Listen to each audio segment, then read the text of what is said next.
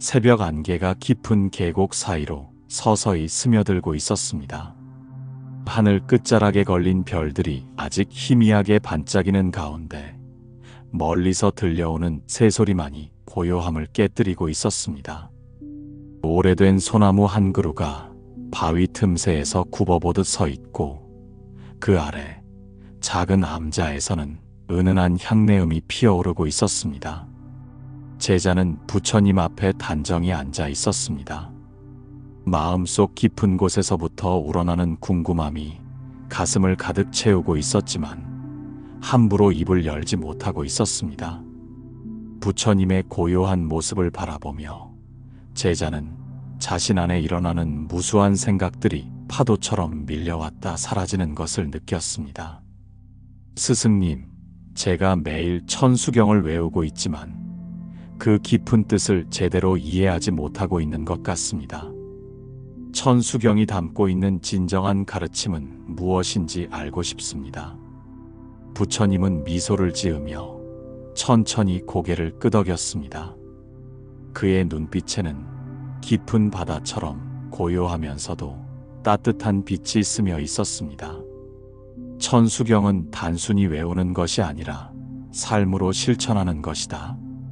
관세음 보살의 1000개의 손과 1000개의 눈은 무엇을 의미하는지 아는가? 제자는 잠시 생각에 잠겼습니다.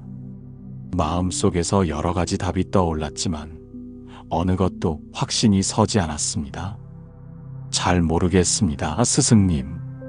가르쳐 주십시오. 1000개의 손은 모든 중생을 구하려는 자비로운 행동을 뜻하고 1000개의 눈은 모든 중생의 고통을 보는 지혜로운 관찰을 의미한다. 부처님의 목소리는 아침 이슬처럼 맑고 고요했습니다. 제자는 그 말의 무게를 천천히 마음에 새기며 들었습니다. 첫 번째 가르침은 자비심의 발현이다. 천수경에서 남무대자대비 구세 관세음 보살이라 할 때 이 대자대비가 바로 큰 자비를 의미한다. 자비란 무엇인가? 단순히 불쌍히 여기는 감정이 아니라 타인의 고통을 자신의 고통처럼 느끼고 그것을 덜어주려는 적극적인 의지다. 부처님은 잠시 말을 멈추고 천수경의 한 구절을 인용했습니다. 원하속득 신통력 광수지혜 방편문이라 하였다. 신통력과 지혜로운 방편을 얻어 중생을 구제하겠다는 뜻이다. 여기서 중요한 것은 단순한 동정이 아니라 실제로 도움이 되는 능력을 갖추겠다는 의지다. 제자는 자신도 모르게 몸을 앞으로 기울였습니다. 부처님의 말씀 하나하나가 마음속 깊은 곳에 울림을 주고 있었습니다. 스승님, 그렇다면 진정한 자비는 어떻게 실천해야 합니까? 자비는 먼저 자신에게서 시작된다. 자신을 미워하고 괴롭히는 사람이 어떻게 남을 진정으로 사랑할 수 있겠는가? 천수경에서 능히 모든 겁중 능감일체고라 하였는데 모든 겁난과 고통을 감당할 수 있는 힘은 먼저 자기 자신의 한계와 실수를 받아들이고 용서하는 것에서 시작된다. 부처님은 잠시 말을 멈추고 창밖을 바라보았습니다. 해가 떠오르기 시작하여 산봉우리들이 붉게 물들어가고 있었습니다. 아침 공기는 차갑고 맑았으며 멀리서 들려오는 물소리가 고요함에 리듬을 더하고 있었습니다. 자비의 두 번째 단계는 가까운 사람들에게 자비를 베푸는 것이다. 가족, 친구, 동료들에게 조건 없는 사랑을 주는 연습을 해야 한다. 그들의 실수를 탓하기보다는 그들이 왜 그럴 수밖에 없었는지 이해하려 노력하는 것이다. 세 번째 단계는 모르는 사람들에게까지 자비를 확장하는 것이다. 천수경의 원이 모든 회중 속등무외인에서 말하듯 모든 회중이 두려움 없는 사람이 되기를 바라는 마음이다. 이는 나와 직접적인 관계가 없는 사람들까지도 걱정하고 배려하는 마음을 의미한다. 제자는 고개를 끄덕이며 들었지만 마음 한편으로는 의문이 일었습니다. 하지만 스승님, 때로는 사람들이 정말 이해하기 어려운 행동을 할 때가 있습니다. 그럴 때도 자비를 베풀어야 합니까? 바로 그럴 때야말로 진정한 자비가 필요한 순간이다. 천수경에서 시아고뇌 중생 득해탈자제라 하였는데, 고뇌 중인 중생들이 해탈하여 자제로워지기를 바라는 마음이다. 이해하기 어려운 행동을 하는 사람들은 대개 자신도 깊은 고통 속에 있다. 그들의 행동을 용납하라는 것이 아니라 그들의 고통을 이해하고 연민의 마음을 갖는 것이다. 부처님은 더 깊이 설명을 이어갔습니다. 자비에는 4가지 종류가 있다. 첫째는 열악자비로 즐거움을 주는 자비다. 둘째는 발고자비로 고통을 덜어주는 자비다. 셋째는 무연자비로 조건 없는 자비다. 넷째는 법연자비로 진리를 깨닫게 해주는 자비다. 천수경의 관세음 보살은 이 4가지 자비를 모두 갖추고 계신다. 천수경의 기도문이 부처님의 입에서 잔잔히 흘러나왔습니다. 관세음 보살님, 모든 중생의 고통을 보시고 자비로 감싸주소서. 저희도 보살님을 닮아 모든 이들에게 자비의 마음을 갖게 하소서. 두 번째 가르침은 지혜의 완성이다. 천수경에서 반야심주 즉설주알이라 하여 반야바라밀 다심경의 주문을 말하는 것처럼 자비만으로는 충분하지 않다. 지혜가 없는 자비는 때로 해가 될 수 있기 때문이다. 제자는 이 말이 조금 의외였습니다. 자비가 어떻게 해가 될 수 있다는 것일까요? 스승님, 자비가 해가 된다는 것은 무슨 뜻입니까? 예를 들어보자. 자식이 잘못을 저질렀을 때 무조건 감싸주기만 하는 부모의 자비는 진정한 자비인가? 아니면 그 자식이 더 큰 잘못을 저지르도록 방조하는 것인가? 천수경의 능치 모든 병 생사진의 탈에서 말하듯 진정한 치유는 근본 원인을 해결하는 것이다. 제자는 순간 깨달음을 얻은 듯한 표정을 지었습니다. 부처님은 그 모습을 보며 만족스러운 미소를 지었습니다. 지혜는 상황을 정확히 파악하고 가장 적절한 방법을 선택하는 능력이다. 천수경에서 현재 온갖상이라 하여 온갖 모습으로 나타난다고 하는 것도 상황에 따라 적절한 모습으로 도움을 준다는 의미다. 때로는 엄하게 꾸짖는 것이 진정한 자비일 수 있고, 때로는 침묵하는 것이 가장 큰 도움이 될 수 있다. 창밖으로 따스한 햇살이 스며들기 시작했습니다. 나무 잎사귀들이 미풍에 살랑살랑 흔들리며 생명력 넘치는 모습을 드러내고 있었습니다. 작은 새 한 마리가 처마 끝에 앉아 지저귀고 있었고, 그 소리는 마치 자연이 부르는 찬송가 같았습니다. 지혜를 기르는 방법은 무엇입니까, 스승님? 천수경에서 말하는 지혜에는 여러 층위가 있다. 첫째는 문해로 듣고 배워서 얻는 지혜다. 경전을 읽고 스승의 가르침을 듣는 것이다.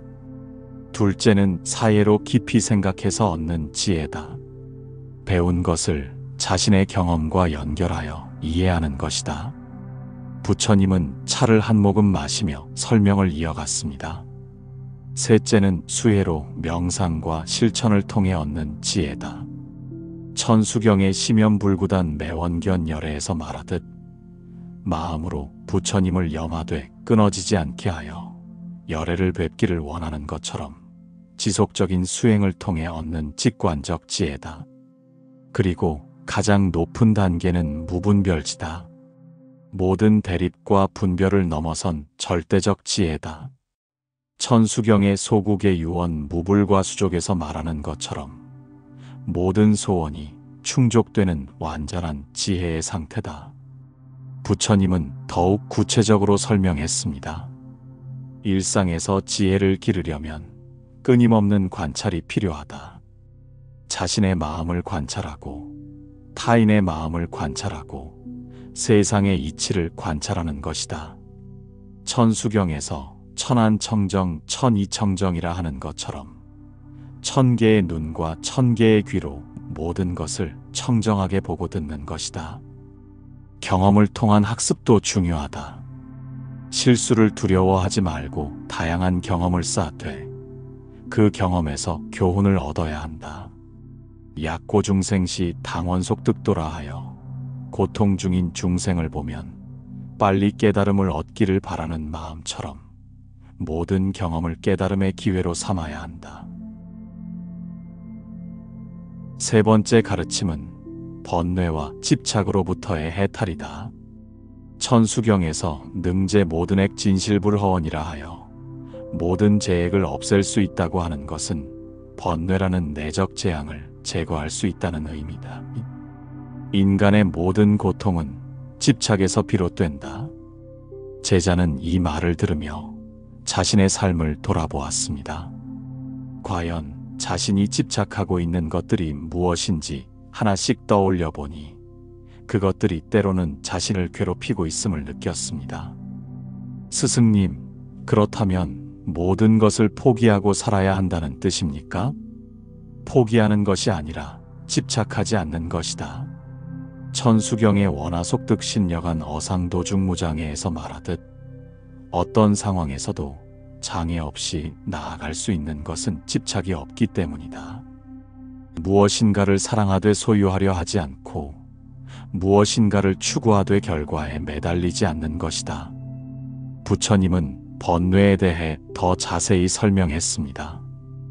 번뇌에는 근본 번뇌와 수번뇌가 있다. 근본 번뇌는 탐욕, 분노, 어리석음의 삼독이다. 천수경에서 탐진치 삼독근 시일체악도라 하여 이 세 가지가 모든 악도의 근본이라고 하였다. 수번뇌는 이로부터 파생되는 질투, 교만, 의심, 게으름, 방일 등이다. 바람이 불어와 향로의 연기가 구불구불 흩어졌습니다. 그 연기는 마치 인간의 번뇌처럼 일어났다가 사라지는 것 같았습니다. 제자는 그 모습을 바라보며 무상함에 대한 깊은 깨달음을 얻는 듯 했습니다. 번뇌를 다스리는 방법에는 여러 가지가 있다. 첫째는 부정관이다. 집착하는 대상의 추악한 면을 관찰하는 것이다. 둘째는 자비관이다. 분노할 때 상대방을 불쌍히 여기는 마음을 일으키는 것이다. 셋째는 인연관이다. 모든 것이 인연에 따라 생멸한다는 것을 관찰하는 것이다. 천수경의 인연소생법 아설즉 시공에서 말하듯 인연으로 생긴 법은 본래 공하다는 것을 아는 것이다. 넷째는 염불관이다. 관세음 보살의 명호를 염하여 번뇌를 소멸하는 것이다. 칭명계해탈 지성감 열애라 하여 성실한 마음으로 명호를 부르면 열애를 감응할 수 있다. 부처님은 제자에게 실제 체험담을 들려주었습니다. 옛날 한 수행자가 심한 분노에 시달렸다. 그는 화가 날 때마다 나무관세음 보살을 1000번씩 외웠다. 처음에는 분노가 사라지지 않았지만 계속 염불하다 보니 점차 마음이 고요해지기 시작했다. 결국 그는 분노의 본질이 공함을 깨달았다. 제자는 번뇌를 어떻게 다스려야 하는지 궁금했습니다. 이런 번뇌들을 어떻게 다스려야 합니까? 먼저 번뇌를 적으로 여기지 말아라. 번뇌도 마음의 작용 중 하나이며 올바르게 다스리면 지혜의 원동력이 될 수 있다. 천수경에서 번뇌즉볼이라 하는 것처럼 번뇌 자체가 깨달음이 될 수 있다. 분노를 억압하려 하지 말고 왜 분노가 일어났는지 관찰하라. 그러면 분노 속에 숨겨진 욕구나 두려움을 발견할 수 있을 것이다. 관찰실상 무생무멸이라 하여 실상을 관찰하면 생멸이 없음을 알 수 있다. 부처님은 잠시 명상하는 자세를 취했습니다. 제자도 따라서 눈을 감고 호흡을 가다듬었습니다. 얼마의 시간이 흘렀을까?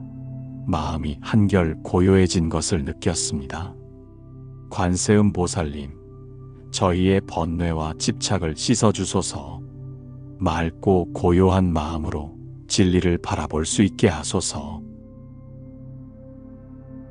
네 번째 가르침은 현재 순간에 머무는 마음 챙김이다. 천수경에서 일심칙명 관세음 보살이라 할 때의 일심이 바로 이것이다. 대부분의 사람들은 과거의 후회나 미래의 불안 속에서 살고 있다. 하지만 진정한 삶은 오직 현재 이 순간에만 존재한다.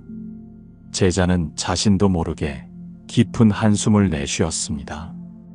과연 자신도 과거와 미래 사이에서 방황하며 현재를 놓치고 있었던 것 같았습니다. 스승님, 현재에 머문다는 것이 구체적으로 무엇을 의미합니까? 천수경의 정념 청정 관세계음에서 말하는 정념이 바로 현재 순간의 마음 챙김이다. 지금 이 순간, 내가 느끼는 모든 것에 온전히 집중하는 것이다. 호흡하는 것을 느끼고, 바닥에 닿은 몸의 감각을 느끼고, 들리는 소리를 듣고, 마음에 떠오르는 생각을 관찰하는 것이다. 부처님은 찻잔을 들어 차를 한 모금 마셨습니다. 그 동작이 무척 천천히 마치 의식을 치르는 것처럼 이루어졌습니다. 이 차의 맛을 느껴보아라.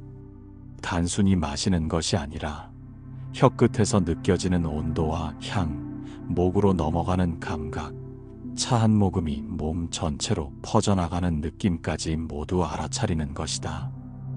이것이 바로 염념부단 관세음성의 실천이다. 제자도 찻잔을 들어 천천히 차를 마셔보았습니다.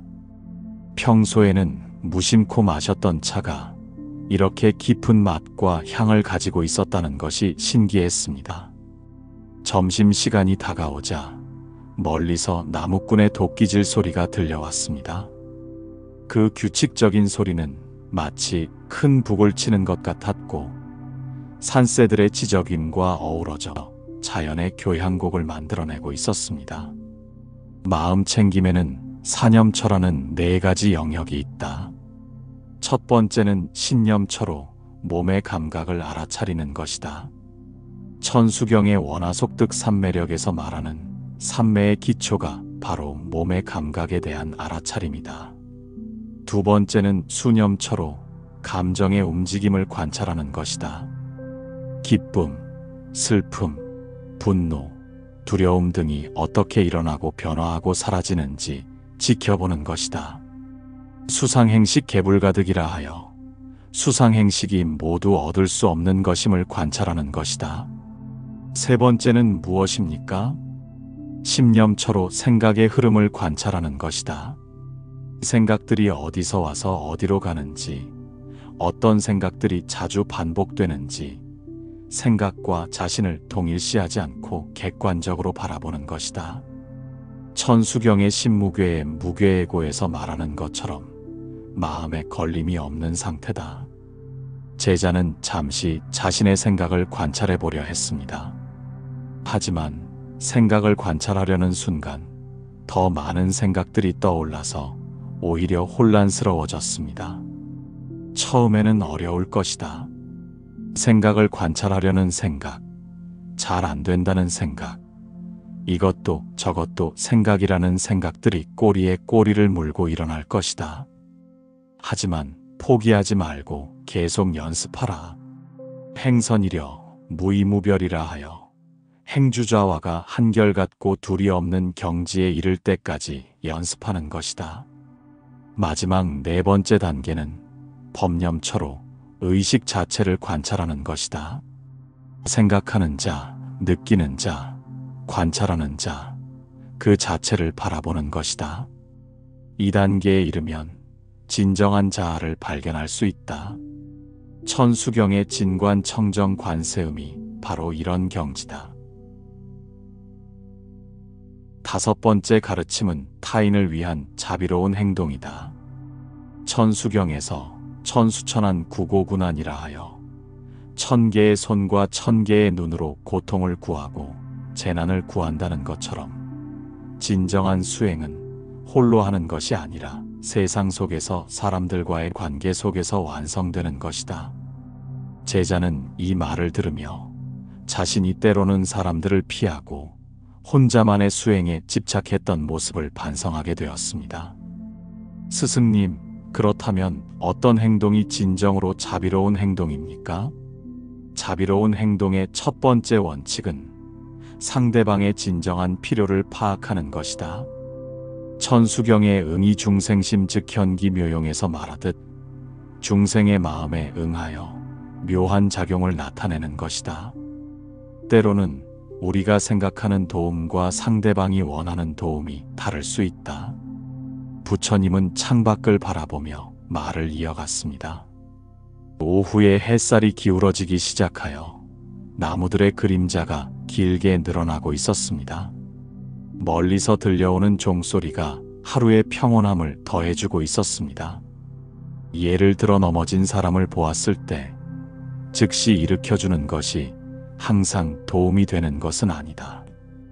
그 사람이 스스로 일어날 수 있는 힘이 있는지 아니면 정말로 도움이 필요한 상황인지 먼저 살펴봐야 한다.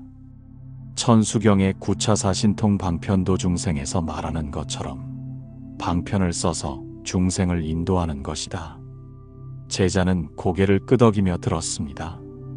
평소 자신이 얼마나 성급하게 행동했는지 깨닫게 되었습니다. 두 번째 원칙은 조건 없는 베풀미다. 천수경의 무진의보시 수지자 안락에서 말하듯 끝없는 의로운 보시를 하되 보답을 바라거나 감사를 기대하지 않고 도움을 주는 것이다. 진정한 자비는 자기 만족을 위한 것이 아니라 순수하게 타인의 행복을 위한 것이어야 한다. 세 번째 원칙은 지혜로운 방편이다. 천수경의 32응신 입국토위신에서 보듯 관세음보살께서는 32가지 몸으로 나타나 중생을 구제하신다. 이는 상황과 상대에 따라 가장 적절한 방법을 선택해야 함을 의미한다. 부처님은 자비로운 행동의 구체적인 예들을 들어 설명했습니다. 보시에는 여러 종류가 있다. 제시는 물질적 도움을 주는 것이고 법시는 가르침을 나누는 것이며 무예시는 두려움을 없애주는 것이다. 어떤 이에게는 밥 한 끼가 필요하고 어떤 이에게는 따뜻한 말 한마디가 필요하며 또 어떤 이에게는 함께 있어주는 것만으로도 큰 도움이 된다. 하지만 스승님, 사람들이 감사하지 않거나 심지어 도움을 악용할 때도 있지 않습니까? 그럴 때야말로 진정한 자비가 시험받는 순간이다. 천수경의 무량무변복 속득인 천신에서 말하듯 무량무변한 복덕으로 인천의 몸을 얻는 것처럼 상대방의 반응에 좌우되지 않고 계속해서 자비로운 마음을 유지할 수 있는가가 중요하다. 물론 현명하게 행동해야 한다. 계속 악용당하면서도 무조건 베푸는 것은 지혜롭지 못하다. 부처님은 실제 사례를 들어 설명했습니다. 옛날 한 보살이 굶주린 이에게 음식을 주었는데 그가 그 음식을 팔아서 술을 마셨다. 보살은 실망했지만 다시 생각해보니 그도 고통 중인 중생임을 깨달았다. 그래서 음식 대신 일자리를 구해주어 근본적인 해결책을 제시했다. 이것이 바로 관기본인연 위설묘 법륜의 실천이다. 네 번째 원칙은 지속성이다. 천수경의 항하사겁중 상작불사업에서 말하듯 항하에 모래알 만큼 많은 겁 동안 끊임없이 불사를 행하는 것처럼 자비로운 행동은 일시적이 아니라 지속적이어야 한다. 부처님은 잠시 명상에 잠겼습니다. 제자도 따라서 조용히 앉아 자신의 마음을 들여다보았습니다. 관세음보살님, 저희가 모든 중생을 위해 자비로운 행동을 실천할 수 있게 하소서. 상대방의 진정한 필요를 알아보는 지혜를 주소서. 여섯 번째 가르침은 내면의 평화를 통한 외적 조화다. 천수경에서 일체 제조와 가는 시도량이라 하여 모든 조작과 악을 제거하고 안온한 도량을 이루는 것처럼 세상의 평화는 각자의 마음의 평화에서 시작된다. 제자는 이 말을 들으며 최근 주변에서 일어난 여러 갈등들을 떠올렸습니다. 가족 간의 다툼, 친구들 사이의 오해, 사회의 여러 문제들이 모두 개인의 마음의 불안에서 비롯된 것일 수도 있겠다는 생각이 들었습니다. 스승님, 내면의 평화란 구체적으로 어떤 상태를 말합니까? 내면의 평화는 단순히 아무런 감정이 없는 무감각한 상태가 아니다. 천수경의 심즉정심 신즉정신에서 말하듯 마음이 곧 정심이고 몸이 곧 정신인 상태다. 기쁨과 슬픔, 사랑과 분노 등 모든 감정을 있는 그대로 받아들이면서도 그것들에 휘둘리지 않는 상태다. 해가 서산으로 기울어가면서 하늘이 붉게 물들기 시작했습니다. 저녁 노을이 창문을 통해 암자 안으로 스며들어 따뜻한 분위기를 연출하고 있었습니다. 어디선가 들려오는 연불 소리가 하루의 마무리를 알리고 있었습니다. 평화로운 마음의 첫 번째 특징은 고요함이다. 천수경의 정성청정 관세계음에서 말하는 정성청정이 바로 이것이다. 외부의 어떤 자극에도 크게 동요하지 않는 깊은 고요함이 있다. 호수의 깊은 곳은 표면에 파도가 일어도 여전히 고요한 것과 같다. 부처님은 물컵을 들어 잔잔한 물결을 만들어 보였습니다. 표면은 흔들리지만 바닥은 여전히 평온했습니다. 둘째는 균형감이다. 천수경의 불이불삼 부중불감에서 말하듯 늘지도 줄지도 않는 상태다. 어떤 상황에서도 중심을 잃지 않고 적절한 반응을 보이는 능력이다. 기쁜 일이 있어도 너무 들뜨지 않고 슬픈 일이 있어도 너무 낙담하지 않는 것이다. 셋째는 수용력이다. 천수경의 시고공중도 양부착 공상에서 말하는 것처럼 공을 깨달았으되 공에 집착하지 않는 마음이다. 자신과 타인, 그리고 상황을 있는 그대로 받아들이는 넓은 마음이다. 바꿀 수 있는 것은 바꾸되 바꿀 수 없는 것은 받아들이는 지혜를 갖는 것이다. 제자는 깊이 공감하며 들었습니다. 평소 자신이 얼마나 작은 일에도 마음을 어지럽혔는지 돌아보게 되었습니다. 내면의 평화를 기르는 방법은 무엇입니까? 첫째는 규칙적인 명상과 기도다. 천수경의 상시염념 물유급타에서 말하듯 항상 염념하되 다른 것에 급급하지 않는 것이다. 매일 일정한 시간을 정해 마음을 가라앉히는 연습을 해야 한다. 둘째는 일상생활에서의 마음 챙김이다. 행주좌와 어묵동정이 모두 수행이 되어야 한다. 걸을 때도 앉을 때도 말할 때도 침묵할 때도 항상 마음을 돌아보는 습관을 길러야 한다. 셋째는 자연과의 조화다. 천수경의 여시삼마지 장엄불정법에서 말하듯 이러한 삼매로서 부처님의 정법을 장엄하는 것처럼 자연의 리듬을 따라 살고 자연의 조화로움을 배우는 것이다. 나무가 바람에 흔들려도 뿌리는 흔들리지 않는 것처럼 우리도 그런 마음을 가져야 한다. 부처님은 내면 평화의 더 깊은 차원에 대해 설명했습니다. 진정한 내면의 평화는 개인적 차원을 넘어 우주적 차원으로 확장된다. 천수경의 여해나 한불능위작불사에서 말하듯 바다와 같은 아라한 부처님이 불사를 행하는 것처럼 개인의 평화가 세상의 평화로 이어지는 것이다. 일곱 번째 가르침은 인연법에 따른 삶의 이해다. 천수경에서 제법종연기 아설즉 시공이라 하여 모든 법이 인연으로 일어나며 그것이 곧 공성임을 말한다. 세상의 모든 일은 우연히 일어나는 것이 아니라 수많은 인연이 얽혀서 나타나는 결과다. 제자는 인연법이라는 말을 들어본 적이 있었지만 그 깊은 의미를 제대로 이해하지는 못하고 있었습니다. 스승님, 인연법이란 정확히 무엇입니까? 모든 존재와 현상은 독립적으로 존재하는 것이 아니라 다른 것들과의 관계 속에서 생겨나고 변화하고 사라진다는 법칙이다. 천수경의 무량무변 공덕해에서 말하는 무량무변한 공덕의 바다도 무수한 인연이 모여서 이루어진 것이다. 부처님은 구체적인 예를 들어 설명했습니다. 꽃 한 송이를 생각해보자. 그 꽃이 피기 위해서는 씨앗이 있어야 하고 흙이 있어야 하고 물과 햇빛이 있어야 한다. 또한 그 씨앗이 생기기 위해서는 이전에 꽃이 있어야 하고 흙이 만들어지기 위해서는 수많은 생물들의 죽음과 분해가 있어야 하고 물이 내리기 위해서는 바다와 구름과 바람이 있어야 한다. 제자는 고개를 끄덕이며 들었습니다. 단순해 보이는 꽃 하나도 그렇게 많은 조건들이 필요하다는 것이 신기했습니다. 이렇게 하나하나 따져보면 온 우주가 그 꽃 한 송이와 연결되어 있다.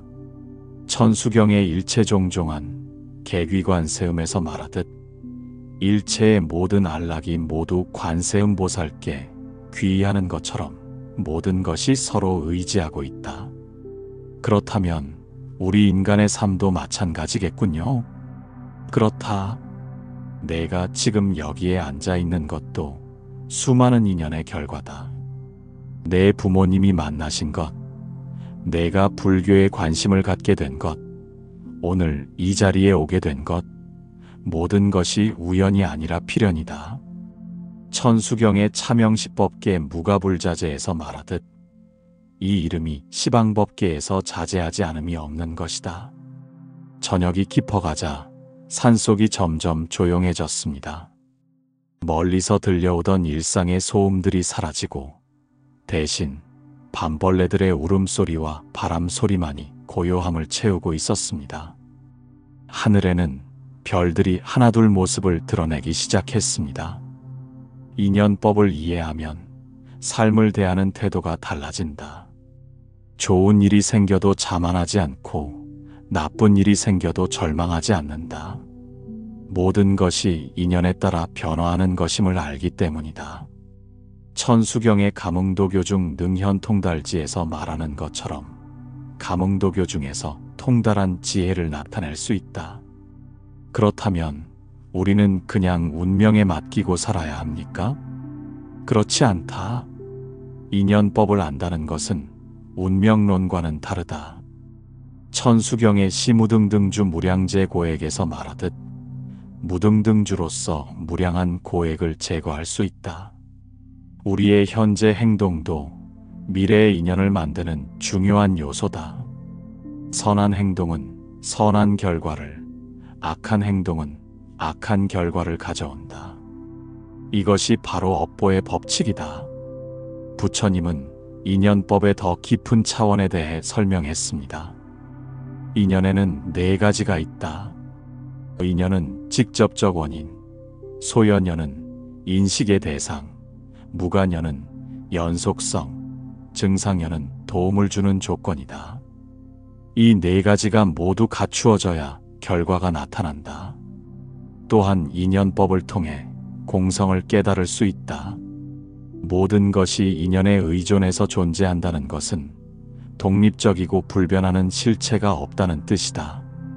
천수경의 공중무생무수상, 무행무식력여시에서 말하는 공성의 진리다.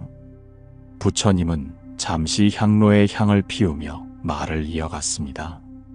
중요한 것은 현재 이 순간에 최선을 다하는 것이다. 과거는 이미 지나갔고 미래는 아직 오지 않았다. 우리가 할 수 있는 것은 지금 이 순간 올바른 선택을 하는 것뿐이다. 천수경의 현재 신불가득, 과거 신불가득, 미래 신불가득의 가르침이다.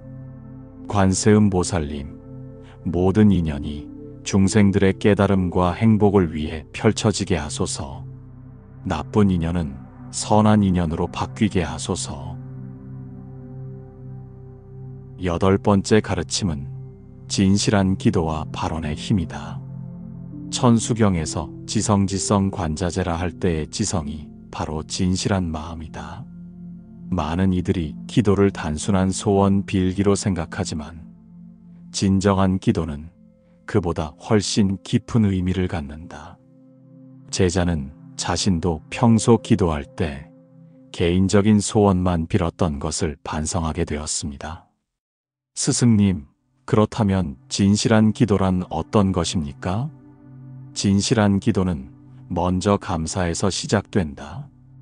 천수경의 공덕원만 좌도량에서 말하듯 이미 갖추어진 공덕을 깨닫고 감사하는 마음이다. 지금 이 순간 살아 숨 쉴 수 있음을, 부처님의 가르침을 들을 수 있음을, 수행할 수 있는 여건이 있음을 감사하는 마음이다. 부처님의 목소리는 밤의 고요함 속에서 더욱 깊이 있게 들렸습니다. 촛불이 은은하게 타오르며 방안을 따스하게 비추고 있었습니다. 둘째는 참회다. 천수경의 참회업장 소멸죄근에서 말하듯 자신의 잘못과 부족함을 솔직히 인정하고 뉘우치는 마음이다. 이것은 자기를 괴롭히기 위한 것이 아니라 더 나은 사람이 되기 위한 첫걸음이다. 셋째는 발언이다. 천수경의 중생무변서원도 번뇌무진서원단에서 말하는 사홍서원처럼 개인적인 욕심이 아니라 모든 중생의 행복을 위한 넓은 마음의 소원을 내는 것이다. 나만 잘 되게 해달라가 아니라 모든 이들이 행복하기를이라는 마음이다. 제자는 이 말을 들으며 자신의 기도 태도를 완전히 바꿔야겠다고 생각했습니다. 기도의 힘은 어디서 나옵니까? 기도의 힘은 간절함에서 나온다. 하지만 여기서 말하는 간절함은 집착과는 다르다. 천수경의 감응신속 무해신통에서 말하듯 감응이 신속하고 걸림없는 신통이 일어나는 것은 순수한 간절함 때문이다. 간절하되 결과에 매달리지 않는 마음, 최선을 다하되 결과는 부처님께 맡기는 마음이다. 밤이 깊어지자 산사의 고요함이 더욱 깊어졌습니다. 달빛이 창문 사이로 스며들어 은은한 빛을 만들어내고 있었습니다. 멀리서 들려오는 목탁 소리가 규칙적인 리듬을 만들어내며 기도의 분위기를 더해주고 있었습니다. 또한 기도할 때는 진심이 중요하다. 천수경의 심진실 무허위에서 말하듯 마음이 진실하고 허위가 없어야 한다. 입으로만 하는 기도가 아니라 마음 전체로 하는 기도여야 한다. 기도하는 동안 다른 생각을 하거나 형식적으로 외우기만 한다면 그것은 진정한 기도가 아니다. 부처님은 기도의 구체적인 방법에 대해 설명했습니다. 기도에는 여러 종류가 있다. 청원기도는 무언가를 간구하는 기도이고, 감사기도는 은혜에 감사하는 기도이며, 참회기도는 잘못을 뉘우치는 기도이고, 발언기도는 서원을 세우는 기도다. 또한 기도의 대상에 따라서도 나뉜다. 자리기도는 자신을 위한 기도이고, 이타기도는 남을 위한 기도다. 천수경에서 자타이려 무차별상이라 하듯 궁극적으로는 자타의 구별이 없어야 한다. 천수경을 외울 때도 마찬가지인가요? 그렇다. 천수경의 각 구절이 담고 있는 의미를 생각하며 외워야 한다. 남무관세음보살을 외울 때는 관세음보살의 자비로운 마음을 느끼며 그 자비가 자신을 통해 다른 이들에게도 전해지기를 바라는 마음으로 외워야 한다. 부처님은 천수경의 핵심 기도문을 들려주었습니다. 나무 관세음보살, 모든 중생이 고통에서 벗어나 진정한 행복을 얻게 하소서. 저희도 보살님을 닮아 자비롭고 지혜로운 사람이 되게 하소서. 기도의 응답은 어떻게 오는 것입니까? 기도의 응답은 때로는 즉시 오고 때로는 오랜 시간 후에 온다. 하지만 중요한 것은 외적인 변화보다는 내적인 변화다. 천수경의 심정 안락신무교에게서 말하듯 마음이 정하고 안락하며 몸에 괴로운 액이 없어지는 것이 진정한 응답이다. 또한 기도는 단순히 받는 것만이 아니라 주는 것이기도 하다. 우리가 진실한 마음으로 기도할 때 그 자체가 우주에 선한 에너지를 보내는 것이다. 천수경의 2차 공덕력 장엄 불국토에서 말하는 것처럼 이러한 공덕력으로 불국토를 장엄하는 것이다. 9번째 가르침은 고통의 원인과 해결책에 대한 통찰이다. 천수경에서 능치 모든 병 생사진에 탈이라 하여 모든 병을 치료하고 생사에서 참으로 해탈한다고 하는 것은 부처님께서 깨달으신 사성제의 핵심이기도 하다. 제자는 사성제에 대해 들어본 적이 있었지만 일상생활에 어떻게 적용해야 하는지는 잘 몰랐습니다. 스승님, 고통의 원인은 무엇입니까? 첫째, 고성제는 고통이 현실이라는 진리다. 천수경의 생로병사 애별리고에서 말하듯 생로병사와 애별리고는 피할 수 없는 현실이다. 많은 사람들이 고통을 부정하거나 회피하려 하지만 먼저 고통의 존재를 인정해야 한다. 창밖으로 보이는 나뭇잎들이 바람에 떨어지고 있었습니다. 계절의 변화가 무상함의 진리를 보여주는 것 같았습니다. 둘째, 집성제는 고통의 원인에 대한 진리다. 고통의 첫 번째 원인은 무상함을 받아들이지 못하는 것이다. 모든 것은 변한다. 젊음도, 건강도, 부도움, 명예도, 심지어 생명도 영원하지 않다. 하지만 사람들은 이것들이 영원히 지속되기를 바라며 집착한다. 두 번째 원인은 욕망과 집착이다. 천수경의 탐욕진해치 삼독근에서 말하듯 탐욕과 분노와 어리석음이라는 삼독이 모든 고통의 뿌리다. 가지고 싶은 것을 갖지 못할 때의 괴로움, 가진 것을 잃을까봐 두려워하는 괴로움, 더 많이 갖기 위해 경쟁하는 괴로움 등이 모두 여기에 해당한다. 세 번째 원인은 무지다. 천수경의 무명실상장에서 말하는 무명이 바로 이것이다. 사물의 참모습을 보지 못하고 착각 속에서 사는 것이다. 예를 들어 자아가 실제로 존재한다고 생각하거나 행복을 외부에서 찾으려고 하는 것 등이다. 제자는 이 설명을 들으며 자신의 삶을 돌아보았습니다. 정말로 이런 원인들 때문에 괴로워했던 경험들이 많았습니다. 그렇다면 해결책은 무엇입니까? 셋째, 멸성제는 고통의 소멸에 대한 진리다. 천수경의 일체고액계 해탈에서 말하듯 모든 고통과 재액에서 해탈할 수 있다는 것이다. 이는 단순히 고통을 참거나 피하는 것이 아니라 고통의 근본 원인을 제거함으로써 진정한 자유를 얻는 것이다. 넷째, 도성제는 고통을 소멸하는 방법에 대한 진리다. 천수경의 팔정도행 무상보리에서 말하는 팔정도가 바로 이것이다. 정견, 정사유, 정어, 정업, 정명, 정정진, 정념, 정정의 8가지 올바른 길이다. 부처님은 각각의 해결책에 대해 더 자세히 설명했습니다. 첫 번째 해결책은 무상함을 받아들이는 것이다. 모든 것이 변한다는 사실을 머리로만 아는 것이 아니라 마음 깊이 받아들이는 것이다. 천수경의 재행무상 시부법인에서 말하듯 모든 행은 무상한 것이 부처님의 법인이다. 그러면 변화를 두려워하지 않고 오히려 기회로 활용할 수 있다. 한밤중이 되자 산속은 완전한 정적에 쌓였습니다. 가끔 부엉이 소리나 야생동물들의 작은 소음만이 정막을 깨뜨릴 뿐이었습니다. 이런 고요함 속에서 부처님의 말씀이 더욱 깊이 있게 다가왔습니다. 두 번째 해결책은 욕망을 다스리는 것이다.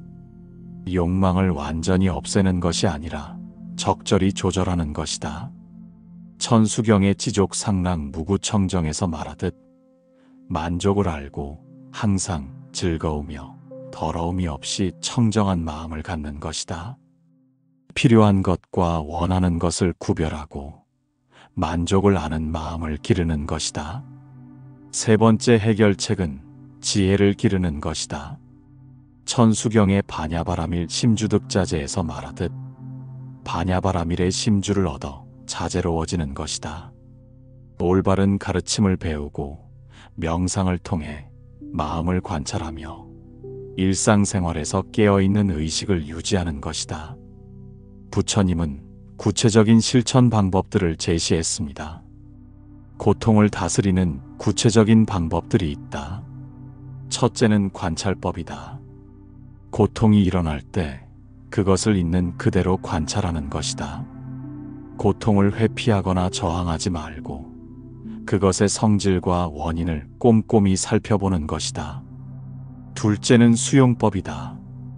바꿀 수 없는 현실은 받아들이되 바꿀 수 있는 것에 집중하는 것이다. 천수경의 수순인연법 불위제경계에서 말하듯 인연법에 순응하되 경계에 얽매이지 않는 것이다. 셋째는 전환법이다. 고통을 성장의 기회로 바라보는 관점의 전환이다. 천수경의 전번뇌위보리 전생사위열반에서 말하는 것처럼 번뇌를 보리로 전환하고 생사를 열반으로 전환하는 것이다. 마지막으로 가장 중요한 것은 실천이다. 아무리 좋은 가르침도 실천하지 않으면 소용없다. 천수경의 해행이려 신의 구족에서 말하듯 이해와 실행이 한결같고 믿음과 이해가 구족해야 한다. 매일매일 조금씩이라도 실천해야 한다. 부처님은 고통에 대한 더 깊은 통찰을 나누었습니다. 고통에는 여러 층위가 있다. 고고는 생로병사의 육체적 고통이고 괴고는 변화와 헤어짐의 정신적 고통이며 행고는 모든 조건 지어진 존재의 근본적 고통이다. 이 중에서도 행고를 깨닫는 것이 가장 중요하다. 또한 고통에 대응에도 단계가 있다. 초기에는 고통을 줄이는 것에 집중하고 중기에는 고통의 원인을 제거하는 것에 집중하며 후기에는 고통 자체를 보리로 전환하는 것에 집중한다. 관세음 보살님, 모든 중생의 고통을 없애주소서. 고통의 원인을 알아보는 지혜와 그것을 해결하는 방법을 실천할 힘을 주소서. 마지막 10번째 가르침은 모든 중생을 향한 보편적 사랑이다. 천수경에서 시무등등주 조료 모든 중이라 하여 무등등주로서 모든 중생을 조료한다고 하는 것이 이 가르침의 핵심이다. 이것이 천수경이 전하는 가장 중요한 메시지다. 제자는 마지막 가르침을 듣게 되어 마음이 숙연해졌습니다. 지금까지의 모든 가르침이 이 마지막 가르침으로 귀결되는 것 같았습니다. 스승님, 보편적 사랑이란 무엇입니까? 보편적 사랑은 나와 남의 구별 없이, 좋아하는 사람과 싫어하는 사람의 구별 없이, 가까운 사람과 먼 사람의 구별 없이 모든 존재를 똑같이 사랑하는 마음이다. 천수경의 일체 중생류 부부득 안락에서 말하듯 일체 중생들이 모두 안락을 얻기를 바라는 마음이다. 부처님의 목소리에는 깊은 감동이 스며 있었습니다. 제자도 그 감동이 마음에 전해지는 것을 느꼈습니다. 하지만 스승님, 그것이 가능한 일입니까? 인간인 이상 좋아하는 사람과 싫어하는 사람이 있을 수밖에 없지 않습니까? 그렇다. 처음부터 완벽한 보편적 사랑을 실천하기는 어렵다. 하지만 점진적으로 사랑의 범위를 넓혀갈 수는 있다. 천수경의 점차수학 무상도업에서 말하듯 점차 수학하여 무상도업을 성취하는 것이다. 동이 트기 시작했습니다. 하늘 끝에서 희미한 빛이 스며들기 시작하고 새들이 하나둘 지저귀기 시작했습니다. 긴 밤의 가르침이 끝나가고 있었습니다. 먼저 자신을 사랑하는 것부터 시작하라. 천수경의 자타무이 동체대비에서 말하듯 자타가 둘이 아닌 동체대비를 실현하려면 먼저 자신에 대한 올바른 사랑이 필요하다. 자신의 장점과 단점을 모두 받아들이고 사랑하는 것이다. 그 다음은 가족과 친구들을 사랑하는 것이다. 이미 사랑하고 있지만 더욱 깊고 무조건적인 사랑으로 발전시키는 것이다. 천수경의 친족 권속 개득 안락에서 말하는 것처럼 친족과 권속들이 모두 안락을 얻기를 바라는 마음을 확장하는 것이다. 그 다음 단계는 무엇입니까? 잘 모르는 사람들에게도 친절한 마음을 갖는 것이다. 천수경의 법계 중생 개발 보리심에서 말하듯 법계의 모든 중생이 보리심을 내기를 바라는 마음이다. 길에서 만나는 사람들, 상점의 점원, 대중교통에서 마주치는 사람들에게 따뜻한 마음을 보내는 것이다. 그리고 가장 어려운 단계는 자신을 힘들게 하는 사람들까지 사랑하는 것이다. 천수경의 원수체주차 역득해 탈락에서 말하듯 원수와 체주까지도 해탈의 즐거움을 얻기를 바라는 마음이다. 이들도 사실은 자신의 고통 때문에 그런 행동을 하는 것임을 이해하고 연민의 마음을 갖는 것이다. 제자는 이 마지막 단계가 정말 어려울 것 같다고 생각했습니다. 하지만 불가능한 일은 아니라는 희망도 동시에 느꼈습니다. 보편적 사랑을 실천하는 구체적인 방법이 있습니까? 첫째는 자비관 수행이다. 매일 모든 중생의 행복을 위해 기도하는 것부터 시작하라. 천수경의 원 모든 중생 속등무상도에서 말하듯 모든 중생이 행복하기를, 모든 중생이 고통에서 벗어나기를, 모든 중생이 평화롭기를 이런 마음으로 기도하는 것이다. 둘째는 일상에서의 작은 친절이다. 천수경의 수순방편 무해자재에서 말하는 것처럼 상황에 순응하는 방편으로 걸림없이 자제롭게 행동하는 것이다. 미소 짓기, 인사하기, 도움 주기, 말 한마디 건네기 등 일상에서 할 수 있는 작은 사랑들을 실천하는 것이다. 해가 완전히 떠오르자 산사 전체가 황금빛으로 물들었습니다. 아침 공기는 맑고 상쾌했으며 새로운 하루의 시작을 알리는 종소리가 은은하게 울려 퍼졌습니다. 셋째는 관점의 전환이다. 모든 사람을 부처님의 화신으로 보는 연습을 하라. 천수경의 시연차 신상 도리 모든 중에서 말하듯 이러한 몸의 모습을 나타내어 모든 중생을 이끄는 것처럼 모든 일을 깨달음의 길로 안내하는 존재로 바라보는 것이다. 넷째는 평등심의 함양이다. 천수경의 무연자비 평등여일에서 말하는 것처럼 조건 없는 자비로 평등하게 모든 일을 대하는 마음을 기르는 것이다. 외모나 지위, 재산이나 학벌에 관계없이 모든 일을 동등하게 존중하는 것이다. 부처님은 보편적 사랑의 더 깊은 차원에 대해 설명했습니다. 보편적 사랑에는 단계가 있다. 유연자비는 가까운 이들에 대한 사랑이고, 법연자비는 진리에 근거한 사랑이며, 무연자비는 조건 없는 절대적 사랑이다. 천수경의 관세음 보살은 이 세 단계를 모두 완성하신 분이다. 또한 사랑의 실천도 여러 형태가 있다. 애어자비는 부드러운 말로 사랑을 표현하는 것이고, 이행자비는 유익한 행동으로 사랑을 실천하는 것이며, 동사자비는 함께 일하며 사랑을 나누는 것이고, 독리자비는 같은 이익을 추구하며 사랑을 완성하는 것이다. 가장 중요한 것은 꾸준함이다. 하루아침에 성인이 될 수는 없다. 하지만 매일 조금씩 사랑하는 마음을 기르다 보면 언젠가는 진정한 보편적 사랑을 실천할 수 있을 것이다.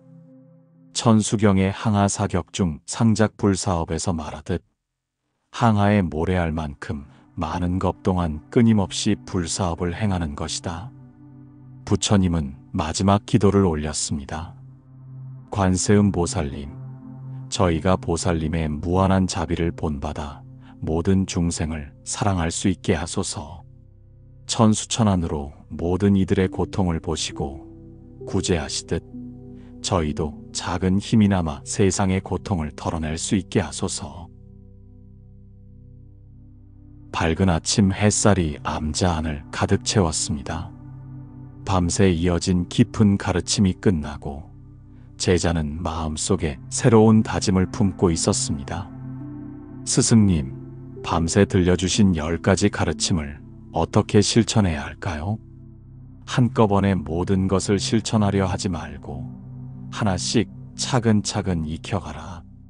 천수경의 점점 증진 무상도에서 말하듯 점점 증진하여 무상도를 성취하는 것이다. 오늘은 자비심을 기르는 데 집중하고 내일은 현재 순간에 머무는 연습을 하고 모레는 타인을 위한 작은 친절을 베푸는 것이다. 부처님은 일어서서 창밖을 바라보았습니다. 멀리 마을에서 연기가 피어오르고 사람들의 하루가 시작되고 있었습니다. 무엇보다 중요한 것은 천수경을 외울 때마다 이 10가지 가르침을 떠올리는 것이다. 그저 기계적으로 암송하는 것이 아니라 각 구절에 담긴 의미를 마음에 새기며 읽는 것이다. 천수경의 수지독송 생공덕회에서 말하듯 수지하고 독송하면 공덕의 바다가 생기는 것이다. 부처님은 제자에게 실천의 구체적인 지침을 주었습니다. 매일 아침 일어나면 먼저 감사의 마음을 갖고 하루를 시작하라. 밤새 무사히 잠을 잘 수 있었음에 새로운 하루를 맞을 수 있음에 감사하는 것이다. 그리고 하루 중 만나는 모든 이들에게 친절한 마음을 갖기로 다짐하라. 낮에는 가능한 한 현재 순간에 머물러라. 과거의 후회나 미래의 걱정에 빠지지 말고 지금 이 순간 하고 있는 일에 온전히 집중하라. 걸을 때는 걷는 것에, 먹을 때는 먹는 것에, 일할 때는 일하는 것에 마음을 두라. 저녁에는 하루를 돌아보는 시간을 가져라. 오늘 어떤 선한 일을 했는지, 어떤 부족함이 있었는지 반성하고 내일은 더 나은 사람이 되겠다고 다짐하라. 그리고 잠들기 전에는 모든 중생의 행복을 위해 기도하며 하루를 마무리하라. 제자는 부처님께 깊이 절을 올렸습니다. 밤새 받은 가르침이 얼마나 소중한 것인지 온몸으로 느끼고 있었습니다. 천수경의 10가지 가르침은 단계별로 실천할 수 있다. 초급 단계에서는 자비심과 감사의 마음을 기르는 것에 집중하라. 중급 단계에서는 지혜와 마음 챙김, 그리고 타인을 위한 행동을 실천하라. 고급 단계에서는 평화와 인연법, 그리고 보편적 사랑을 완성하라. 또한 이론과 실천의 균형을 맞춰야 한다. 천수경을 공부하고 이해하는 것도 중요하지만 그것을 일상생활에서 실천하는 것이 더욱 중요하다. 해행일려라 하여 이해와 실행이 하나가 되어야 한다. 부처님은 천수경의 마지막 구절을 함께 외우자고 했습니다. 천수경의 마지막 구절을 함께 외우며 오늘의 가르침을 마무리하자. 둘의 목소리가 맑은 아침 공기에 울려 퍼졌습니다. 나무 관세음 보살, 모든 중생이 고통에서 벗어나 영원한 행복을 얻게 하소서. 자비와 지혜로 충만한 세상이 되게 하소서. 저희도 보살님을 닮아 모든 이웃을 사랑하고 도울 수 있게 하소서. 기도가 끝나자 두 사람은 한동안 말없이 앉아 있었습니다. 아침의 평화로움이 마음속 깊이 스며들고 있었습니다. 이제 가서 세상에 이 가르침을 전하라. 말로만이 아니라 삶으로 보여주는 것이다. 내가 자비롭고 지혜롭게 살아가는 모습 자체가 최고의 포교다. 천수경의 현신설법 도이모든에서 말하듯 몸을 나타내어 법을 설하여 모든 일을 인도하는 것이다. 제자는 마지막으로 한 번 더 절을 올리고 암자를 떠났습니다. 산길을 걸어 내려가면서 밤새 들은 가르침들을 마음속에서 다시 한번 되새겼습니다. 자비심의 발현, 지혜의 완성, 번뇌와 집착으로부터의 해탈, 현재 순간에 머무는 마음 챙김, 타인을 위한 자비로운 행동, 내면의 평화를 통한 외적 조화, 인연법에 따른 삶의 이해, 진실한 기도와 발언의 힘, 고통의 원인과 해결책에 대한 통찰, 그리고 모든 중생을 향한 보편적 사랑. 이 10가지 가르침이 앞으로 자신의 삶을 이끌어갈 나침반이 될 것이라는 확신이 들었습니다. 마을에 도착했을 때 제자는 길에서 만나는 모든 사람들이 새롭게 보였습니다. 모두가 행복을 추구하며 고통에서 벗어나려 애쓰는 동반자들이었습니다. 자신도 그들과 함께 걸어가며 서로 도우며 살아가야겠다는 다짐을 했습니다. 천수경의 가르침은 이렇게 한 사람의 마음에서 시작되어 세상으로 퍼져나갔습니다.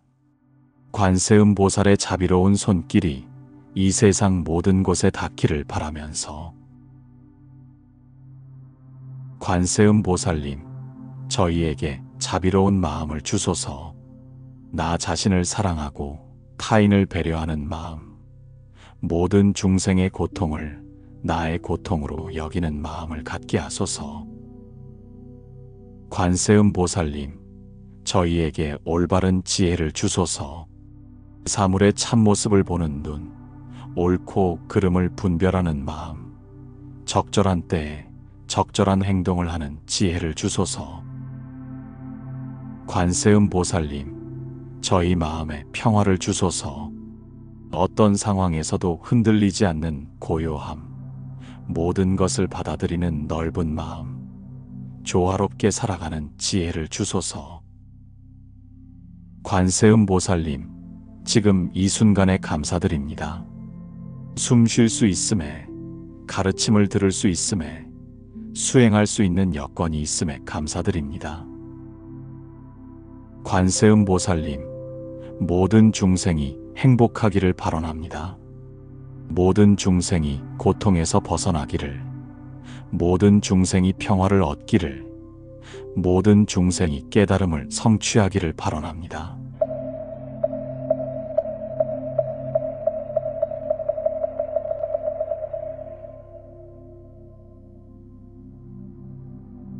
이상으로 천수경의 10가지 가르침에 대한 부처님과 제자의 대화를 마칩니다.